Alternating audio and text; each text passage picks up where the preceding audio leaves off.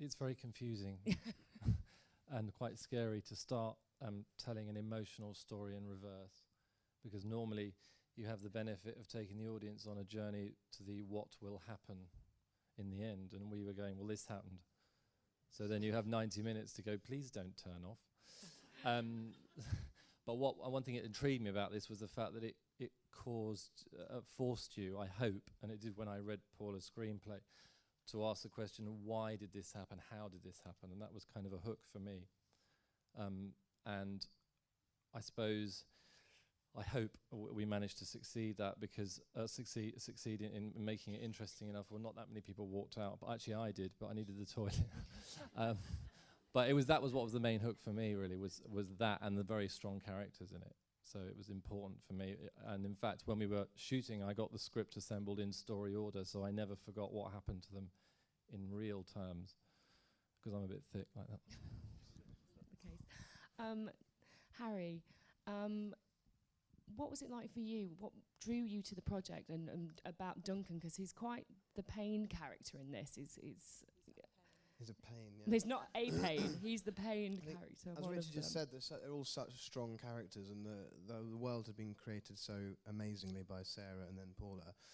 And I think as an actor as well, you quite often you do a project and then you're fascinated by what went before or what comes after.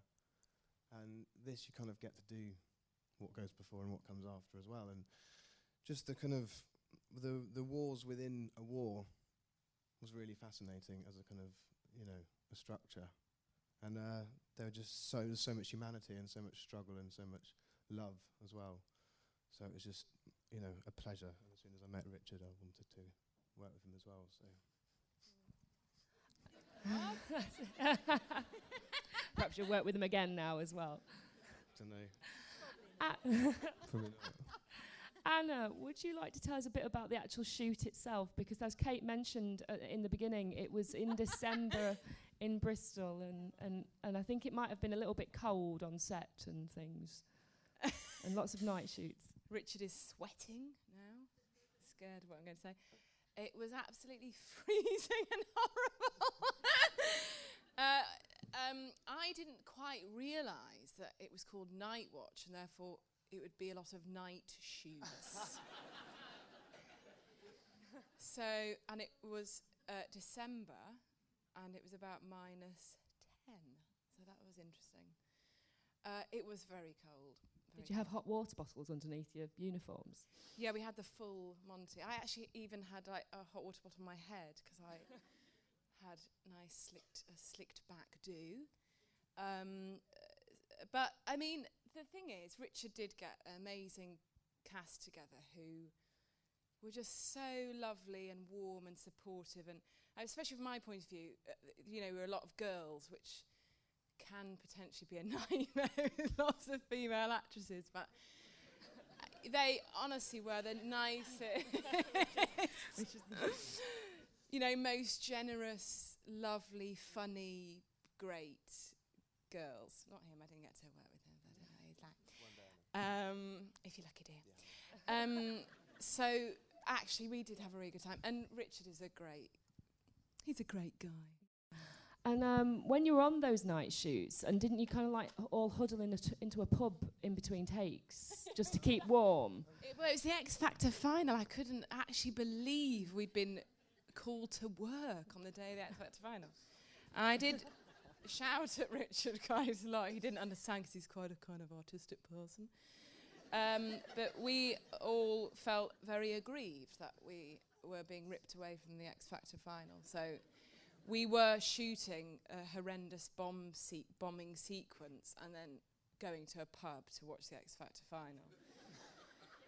And it was in quite a rough part of Bristol. So we're in this pub. They were really sweet people. They really liked that. We come in, and they really welcomed us in.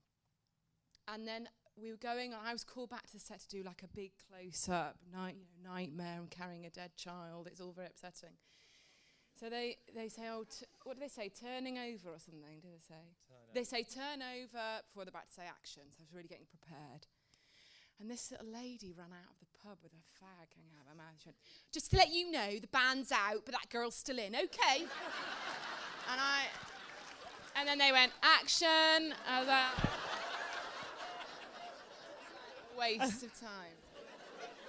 So you So stayed in that moment. That is a lesson in trying to concentrate when you are at work, which I find quite difficult, as Richard knows.